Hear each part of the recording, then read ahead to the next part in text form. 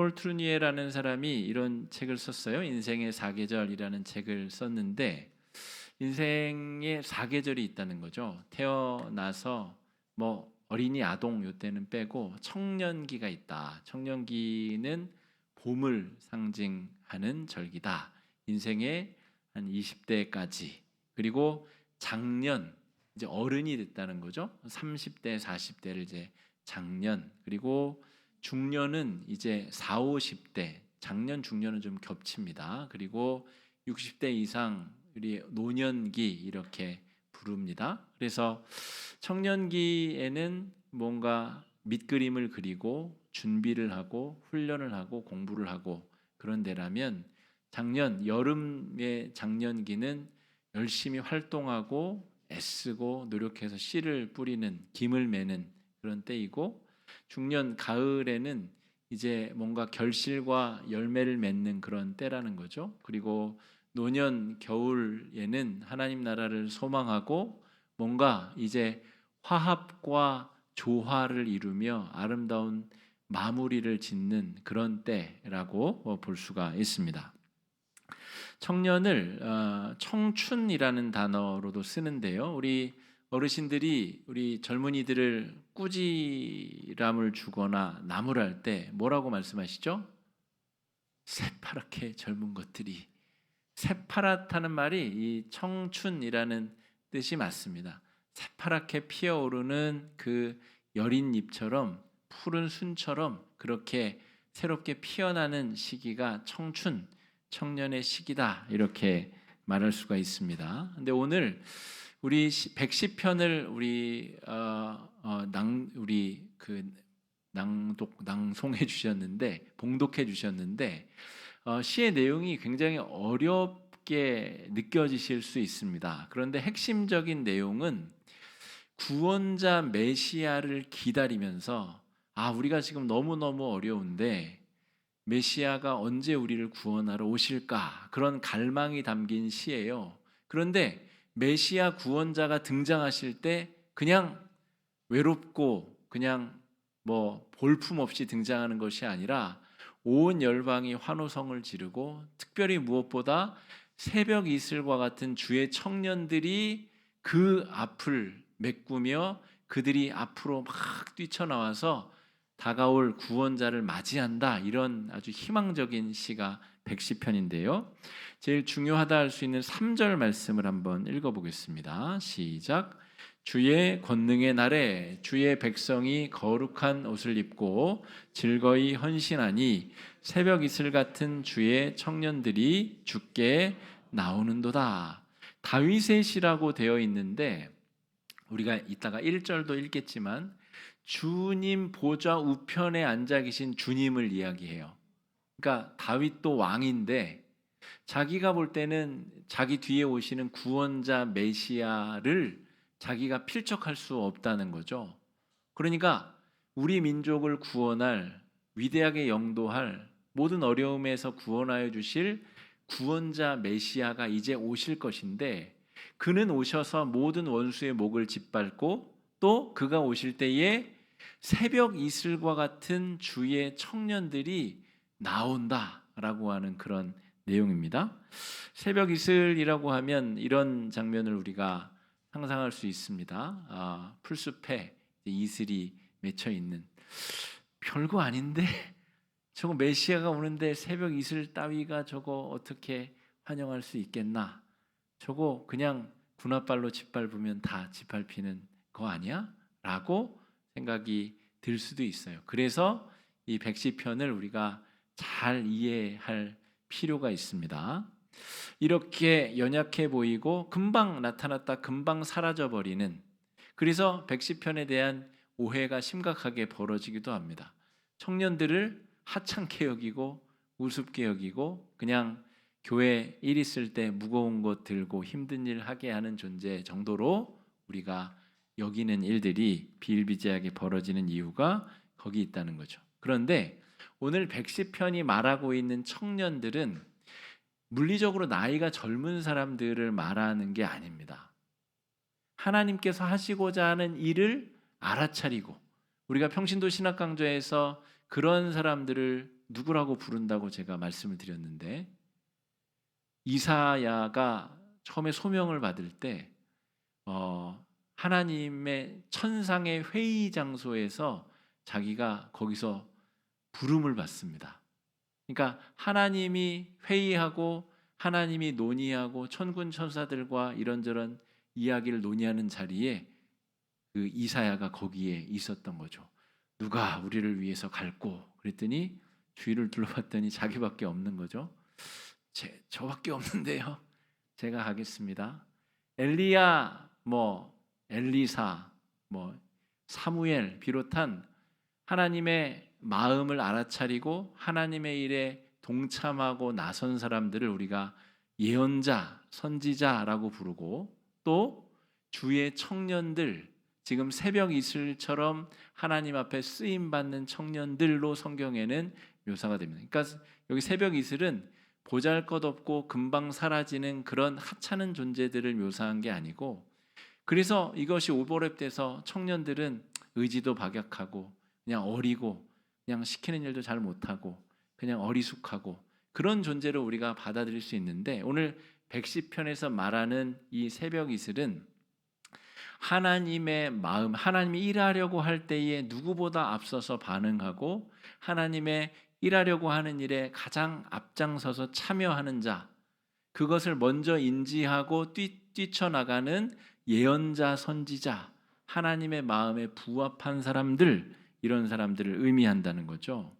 그래서 새벽 이슬과 같은 주의 청년들의 반대편에는 그냥 물리적 나이만 젊은 사람들이 존재합니다. 그리고 나이가 많음에도 불구하고 하나님의 마음을 공감하지 못하는, 또 어리석게 나이만 많이 든 사람들도 존재한다는 거예요. 그러니까 새벽 이슬과 같은 주의 청년들의 반대편에는 하나님의 뜻을 알아차리느냐 알아차리지 못하느냐, 그것으로 기준이 갈린다는 겁니다. 하나님이 하시고자 하는 일에 지금 구원자 메시아가 두둥하고 등장하시는데 가장 먼저 반응하며 앞장서서 나오는 무리들이 새벽 이슬과 같은 무리들이다라고 하는 것입니다. 자, 새벽 이슬 같은 청년이 나이와 상관없다는 증거들이 여럿 있습니다. 대표적으로 세 가지만 말씀을 드리자면, 75세의 나이에 하나님과 위대한 여정을 떠난 아브라함이 있습니다. 하나님이 바벨탑 사건 이후에 창세기 11장에서 완전히 절망하고 노아의 홍수도 내렸었는데 그래도 변화되지 않는 참하고 참담한 상황이 바벨탑을 통해서 드러나게 되고요. 심판을 통해서는 아니구나라는 것을 깨닫고 하나님이 하나님의 마음에 꼭 합한 사람, 새벽 이슬처럼 반응할 수 있는 사람, 그 사람을 찾았는데 그게 75세의 아브라함이었다는 거죠. 그러니까 이 사람은 오늘 시편 110편의 기준에 의하면 젊은이입니다. 청년입니다. 아무리 젊어도 기력이 넘치고 근육질에 대단한 힘을 가진 사람도, 신체적 나이가 젊어도 하나님이 하시고자 하는 일에 관심이 없으면 절대 청년이 아니라는 거죠. 저는 사실은 이제 아까 우리 부장님, 김효익 집사님, 우리 정말 참 잘하고 있다 그렇게 칭찬해 드렸는데, 사실은 그 정도까지 청년들의 눈높이로 낮아져서 같이 하실 줄 몰랐어요. 근데 제가 생각한 것보다 훨씬 더 눈높이를 낮추고 더 청년들하고 어울리고 함께 하려고 아주 애를 쓰는 것이 정말 고맙게 느껴지고 잘 느껴졌습니다. 그런데 그게 바로 하나님께서 우리 화곡중앙교회 청년부를 좀 일으키고 싶은데 어른들 중에서 누가 좀 도와줬으면 좋겠는데 그 마음에 잘 반응을 하는 사람이죠. 그게 바로 새벽 이슬과 같은 청년. 이슬에 대한 설명은 조금 이따 다시 드리겠습니다. 자, 그런데 75세의 아브라함이 그렇게 반응했다는 거죠. 그리고 80세의 모세, 80세의 나이에 모세가 어쨌든 사양하고 거절하다가 결국에는 위대한 민족의 영도자로 하나님 앞에 쓰임을 받게 되죠. 자신의 삶의 이력과 과거, 애굽에서 저지른 실수와 살인죄 그 모든 것들을 다 뒤로하고 하나님의 부르심에 응답하는 새벽 이슬의 청년의 모습을 보이게 됩니다. 지난주죠. 우리 주일 말씀에 85세 우리 청년 갈렙 이야기를 우리가 또 살폈습니다. 45년간 자기가 목격하고 하나님께 약속받은 그 땅을 한시도 잊지 않고 하나님의 꿈에 반응한 사람이 갈렙, 85세의 청년 갈렙이었던 것이죠. 나이가 젊으면서도 새벽 이슬과 같은 사람들도 있습니다. 청년 요셉은 17세에 그런 어려움을 겪은 게 맞는데요. 다윗은 언제부터 그런 도망자의 삶을 살았는지가 명확하지 않아요. 근데 15세에서 17세 정도로 추정합니다. 그러니까 10대의 나이에 청년인데 청소년이죠. 청소년인데 오늘 여기서 말하는 새벽 이슬과 같은 청년의 삶을 살았었던 인물들도 있다는 거죠. 자, 다니엘과 세 친구들 역시도 완전 이역만리 타지에 끌려가서 식민 지배자들 밑에 신앙을 굴복하지 아니하고 풀무불에 들어가서 신앙이 검증당하는 일을 하면서도 하나님의 꿈에 반응했습니다. 30세의 청년 에스겔은 이역만리 그 식민지에서 하나님의 부름을 받고 예언자의 소명을 감당하게 된다는 거죠. 자, 하나님께서 구원자를 보내실 것인데 그 구원자를 아주 간절히 기다리는 내용의 시가 오늘 110편의 내용입니다. 여러분 중에 지금 고난이 속히 좀 지나가기를 갈망하는 분들이 있다면 110편을 오늘 집에 가셔서 다시 한번 잘 묵상해 보시면 좋겠습니다. 다윗이 하늘을 우러서 천상에 계신 하나님, 그 보좌 우편에 계신 그 성자가 언젠가 우리 가운데 오셔서 구원의 능력을 베풀어 주십시오. 그때 베풀어질 영화로운 광경을 상상하며 오늘 이 노래를 짓고 있다는 거죠. 자, 1절 말씀입니다. 자, 예수님도 이 구절을 인용하셔서 바리새인들과 서기관들에게 맞서셨었는데요. 자, 110편 1절 말씀 한번 읽어보겠습니다. 시작. 여호와께서 내 발판이 되게 하기까지 너는 내 오른쪽에 앉았으라 하셨도다. 여호와께서 내 주에게 말씀하시되 하나님 보좌 우편에 성자가 앉아 계신데 그것을 다윗이 바라보고 하나님이 그 성자를 명령하셔서 이 땅에 구원자로 임하실 그때 벌어질 일을 상상하고 바라보며 오늘 시가 진행되고 있다는 거죠. 그런데 이 구원자가 누구냐라고 하면 어떤 분이냐라고 하면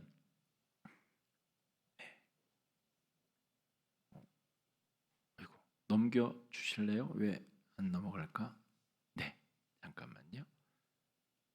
네, 전쟁을 승리로 이끄는 왕입니다. 실제로 오늘 본문 말씀에 보면 상대방 적장의 목을 발로 내리 꽂아서 목을 꺾는 장면이 등장하고 멜기세덱 같은 영원한 제사장이다라고 기록하고 있어요. 멜기세덱은 창세기 15장에 등장을 하는데 예루살렘의 제사장이에요. 본래 대제사장은 모세의 3살 형 아론의 자손들이잖아요. 그리고 죽을 때까지만 그 제사장 직분을 감당하게 되는데 이 멜기세덱의 반차를 쫓는 제사장은 혈통도 없고 제한도 없는 하늘로부터 그 임명권이 주어진 제사장을 멜기세덱 반차, 멜기세덱의 사람 이름입니다. 멜기세덱이라는 사람의 서열을 쫓는 제사장이라고 부릅니다. 이것은 하나님께서 이 땅에 보내신 하나님의 아들, 영원한 구원자, 영원히 제사장 역할을 하시는 예수 그리스도에 대한 상징입니다. 그러니까 다윗이 앞으로 강림하실 자신의 혈통을 통해 오실 예수 메시아를 갈망하고 소망하며 지금 예언적으로 이 시를 지금 적고 있다는 거죠. 자, 구원자 나사렛 넘겨주세요. 구원자 나사렛 예수 그리스도와 대관식에 참여하는 충성을 맹세하는 자들.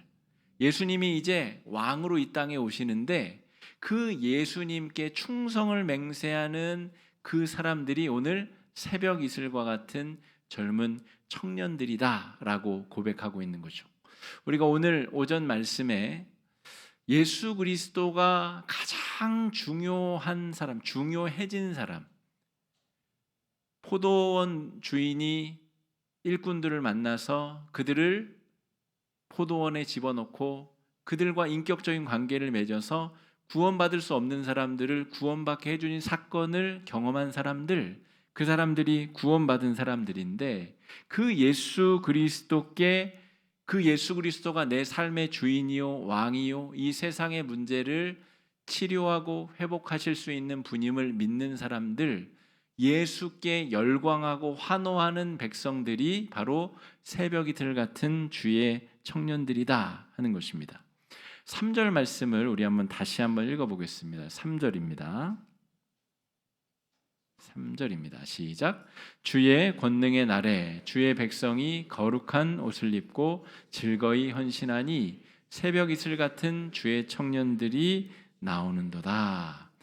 자, 앞쪽으로 잠깐 넘겨주시면요. 주의 권능의 날에, 구원자가 강림하시는 날에 주의 백성이 거룩한 옷을 입고, 이게 새벽 이슬이라고 하는 형상으로 드러나게 되는데, 그러니까 새벽 이슬은 금방 없어질 힘이 없는 나약한 존재를 말하는 것이 아니라 거룩한 옷을 입은 주의 백성들을 의미합니다.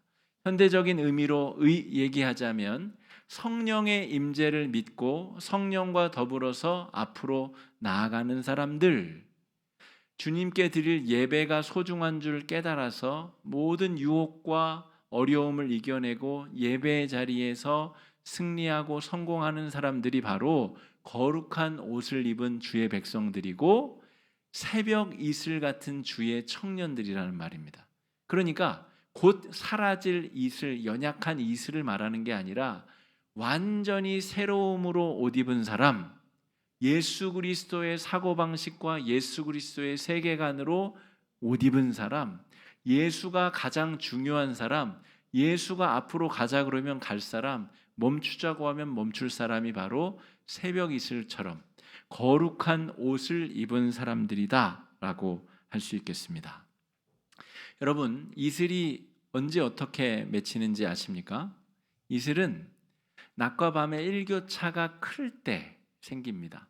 날이 더우면 대기 중에 습도가 이제 흩어졌다가 날이 추워지게 되면 이제 그 공기 중에 있는 수분이 어딘가에 응축하고 달라붙게 되는 거죠. 우리 자판기에서 자판기 뽑아가지고 밖에 꺼내 놓으면 그 음료수 옆에는 찬 공기가 있기 때문에 그것이 이제 물방울이 맺히는 거죠.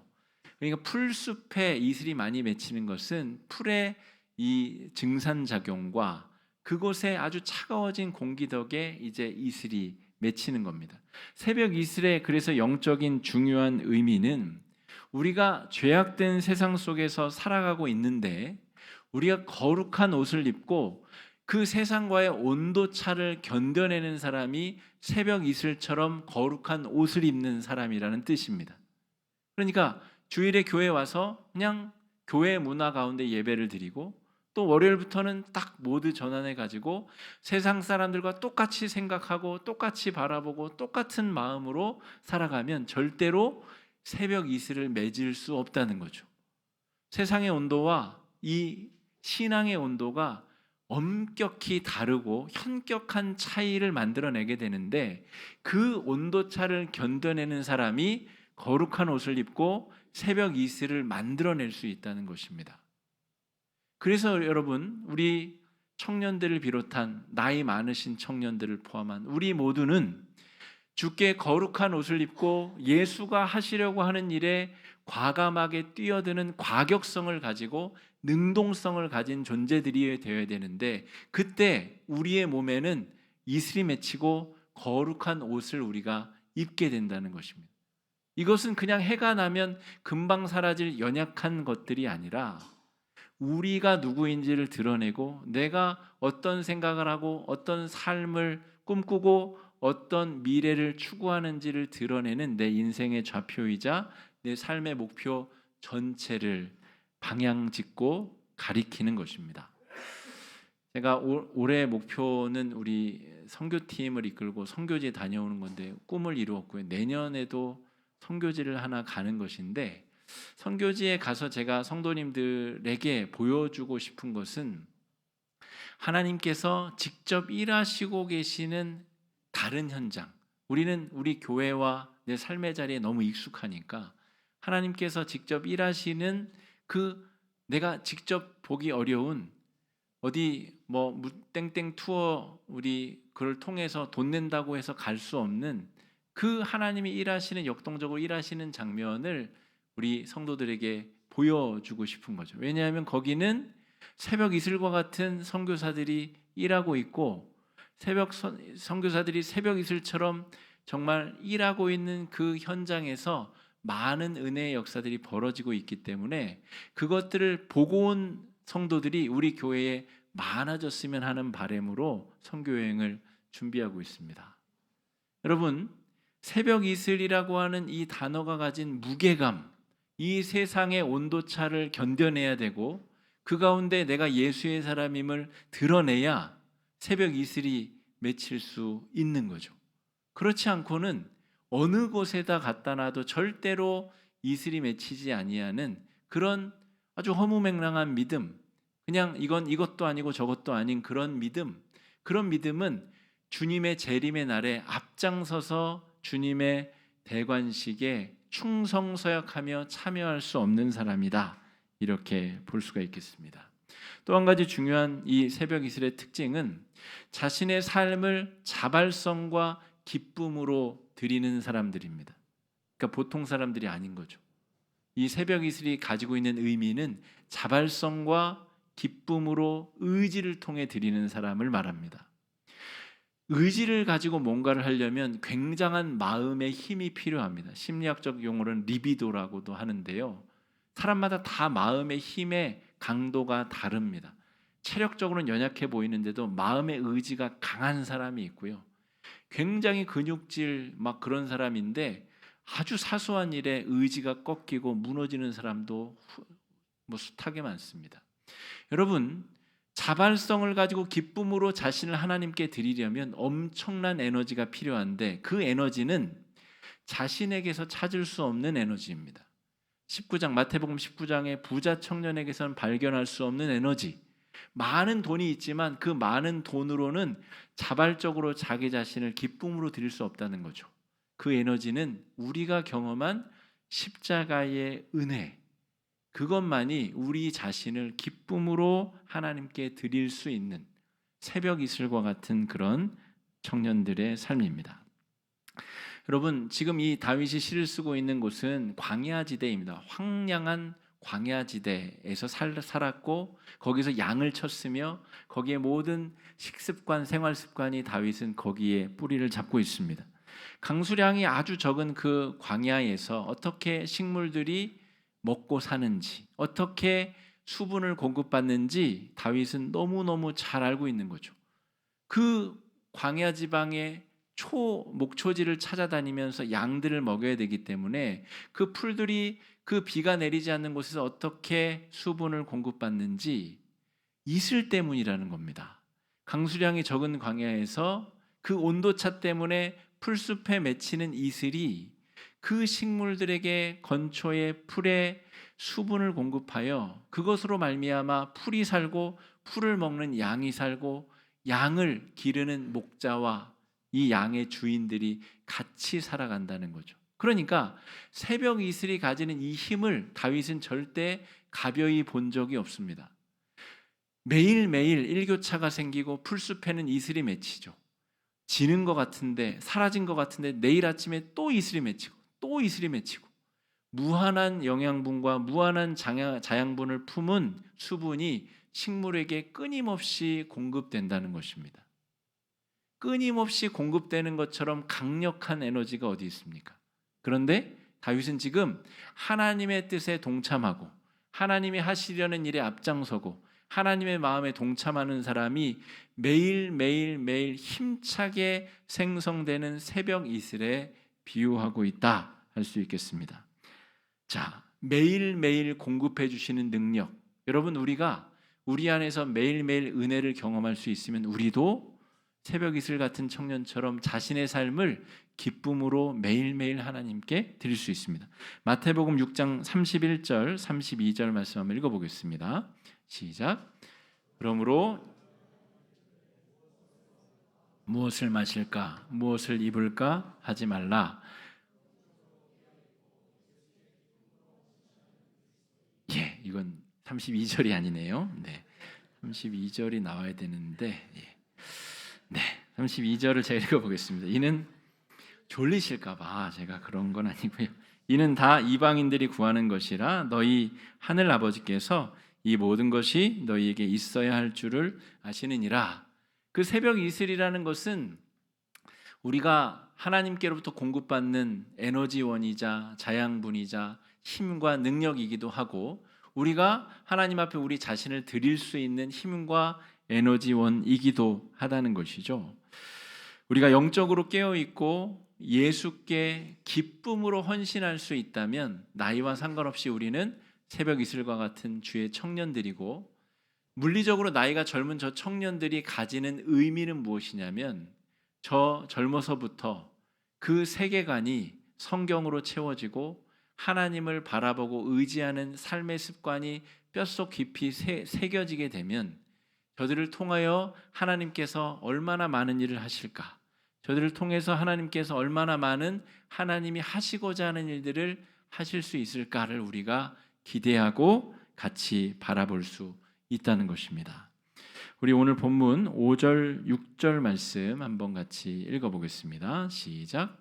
주의 오른쪽에 계신 주께서 그의 노하시는 날에 왕들을 쳐서 깨뜨리실 것이라. 문 나라를 심판하여 시체로 가득하게 하시고 여러 나라의 머리를 쳐서 깨뜨리시며.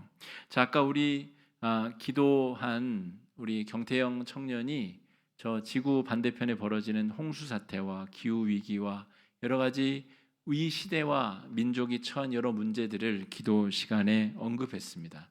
여기서 말하는 악한 존재 대적은 우리 그리스도인들이 맞서 싸워야 될 이 시대적 문제들과 여러 죄악의 문제들입니다. 우리가 예수의 마음을 품고 이 세상의 전면에 나서서 새벽 이슬과 같은 청년으로 또 사라지면 내일 또 다시 헌신하고 또 다시 헌신하고 또 거룩한 옷을 입고 주 앞에 나아가서 끊임없이 하나님의 마음을 시원하게 해드리고 하나님께서 이 세상에 하시고자 하는 일, 원수 대적 마귀를 무찌르고 해치우는 일에 우리 청년 공동체가 하나님 앞에 아름답게 쓰임받을 수 있게 되기를 주님의 이름으로 축복합니다. 역사 속에서 일하시는 하나님의 승리를 직관하는 사람들이 바로 새벽 이슬과 같은 주의 청년들이고, 2023년도 우리 청년부는 제가 느끼기에는 이제 침체를 벗어나 조금 기재기를 펴면서 이제 조금 일어날 준비들을 하고 있는 상태로 저는 여겨집니다. 다 일어났다고 여기시고 너무 무거운 짐을 맡기지 마시고, 여러분 기도해 주시고 격려해 주시고 새벽 이슬 같은 주의 청년들로 하나님 앞에 쓰임 받고 세움 받을 수 있도록 마음과 뜻을 다해서 함께 격려해 주시기 바랍니다. 이 시간에 함께 마음을 합쳐 기도하실 때에 우리 청년 공동체를 비롯하여서 우리 각자가 새벽 이슬 같은 주의 청년이 되어서 이 시대를 향한 하나님의 꿈을 꾸고 하나님의 하시고자 하는 일에 앞장서며 앞으로 전진해 나아갈 수 있도록 함께 마음을 합쳐 기도해 주시기 바랍니다. 기도하겠습니다.